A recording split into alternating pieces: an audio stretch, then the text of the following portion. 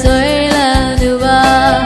လောင်းသားကမနာချင်ပါဘူးတရားကိုပါမေးလို့တဲ့ဝိရှိသမျှခံလို့မပေးရတဲ့တိုင်းတေကစူတော်မူခြင်းမကျင်နာသူကြီးအတွက်အချစ်ယူခဲ့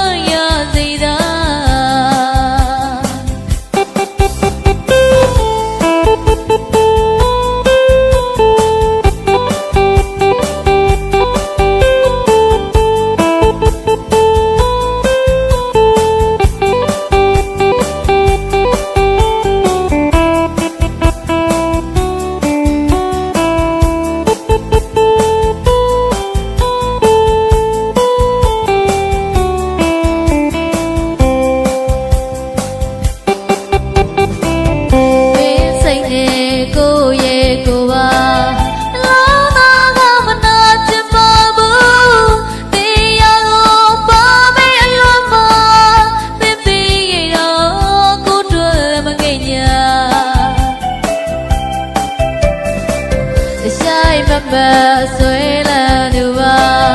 လောင်းသားကမနာချင်ပါဘူးတရားကိုပါမေးလို့တဲ့ဝိရှိသမျှခံလို့မပေးရတဲ့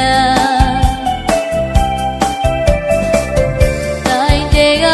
စူတော်မူခြင်းမကျင်နာသူကြီးအတွက်အချစ်ယူ